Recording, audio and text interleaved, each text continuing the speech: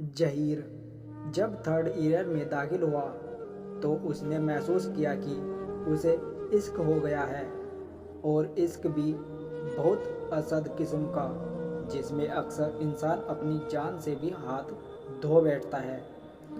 وہ کالج سے خوش خوش واپس آیا کہ تھرڈ ایئر میں یہ اس کا پہلا دن تھا۔ جو ہی وہ اپنے گھر میں داخل ہونے لگا، اس نے ایک برقع پوش لڑکی دیکھی جو ٹانگے سے اتر رہی تھی۔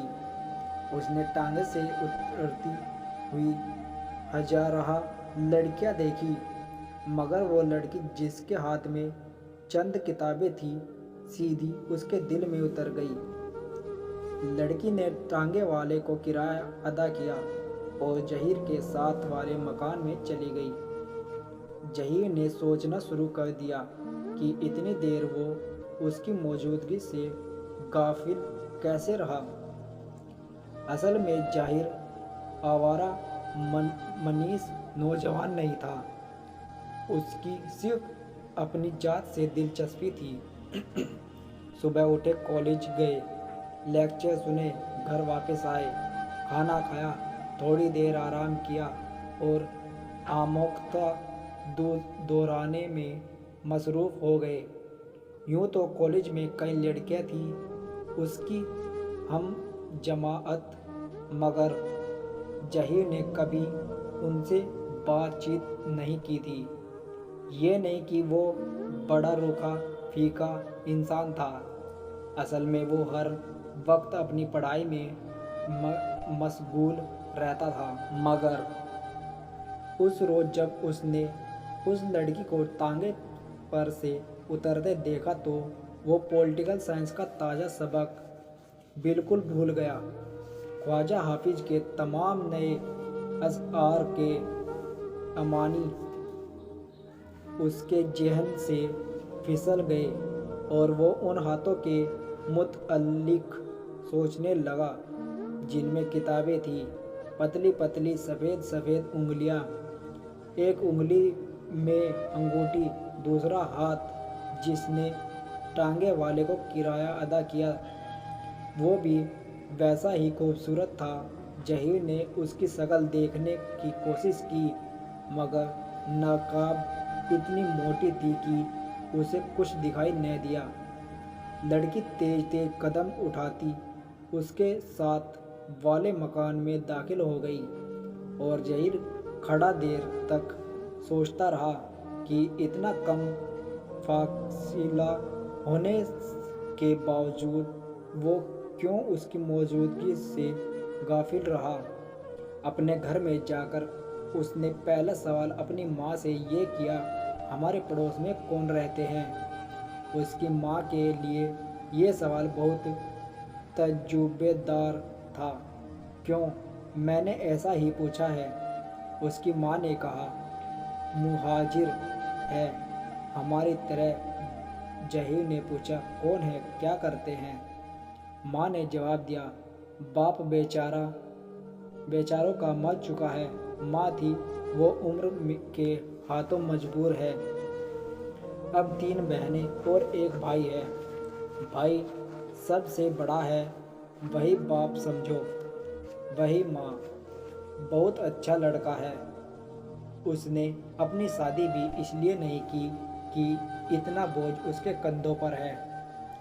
جہیر کو 3 بہنوں کے اس بوجھ سے کوئی دلچسپی نہیں تھی، تو اس کے اکلوتے بھائی کے کندھوں پر تھا۔ وہ صرف اس لڑکی کے بارے میں جاننا چاہتا تھا جو ہاتھ میں کتابیں لیے ساتھ والے گھر میں داخل ہوئی تھی۔ یہ تو ظاہر تھا کہ وہ ان تینوں بہنوں میں سے ایک تھی۔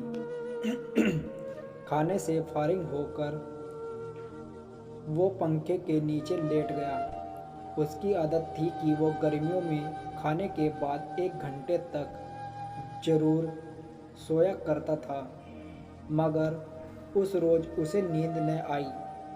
وہ اس لڑکی کے متعلق سوچتا رہا جو اس کے پڑوس میں رہتی تھی۔ کئی دن گزر گئے، मगर उनकी मुठभेड़ नहीं हुई। कॉलेज से आकर उसने सैकड़ों मर्तबा कोठे पर घंटों धूप में खड़े रहकर उसकी आमद का इंतजार किया, मगर वो न आई। जहीर मायूस हो गया। वो बहुत जल्द मायूस हो जाने वाला आदमी था। उसने सोचा कि ये सब बेकार है, मगर इश्क कहता था कि ये बेकारी ही सबसे बड़ी चीज़ है। इश्क में सबसे पहले आशिक को इस चीज़ से वास्ता पड़ता है, जो घबराया वो गया।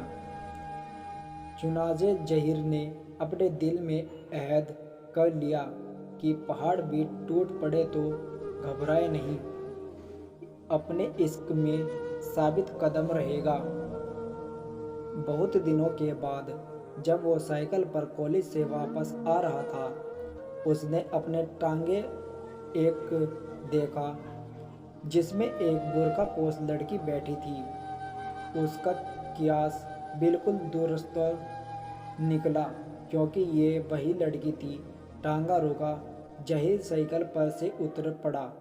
लड़की के एक हाथ में किताबें थी, दूसरे हाथ में उसने टांगे वाले को किराया अदा किया और चल पड़ी। मगर टांगे वाला पुकारा, एक बीबी जी, ये क्या दिया तूने? उसके लहजे में तहजीब थी। लड़की रुकी, पलट कर उसने टांगे वाले को अपने बुर्के की नकाब में से देखा। क्यों, क्या बात है? टांगे वाले नीचे उतर आया और हथेली पर अंगूठी दिखाकर कहने लगा, ये 8 आने नहीं चलेंगे। लड़की ने महीन लर्जा आवाज में कहा, हमेशा 8 आने ही दिया करती हूँ। टांगे वाला बड़ा वाहियात किस्म का आदमी था। बोला, वो आपसे रियासत करते होंगे, हम नहीं। तो दोस्तों, आज की यह कहानी आपको कैसी लगी हमें कमेंट सेक्शन में ज़रूर बताएं। और प्लीज़ अगर आप हमारे चैनल पर नए हैं तो हमारे चैनल को प्लीज़ सब्सक्राइब कर दीजिए, बेल आइकन को भी दबा दीजिए। तो मिलते हैं आपको किसी नेक्स्ट वीडियो में, तब तक के लिए धन्यवाद।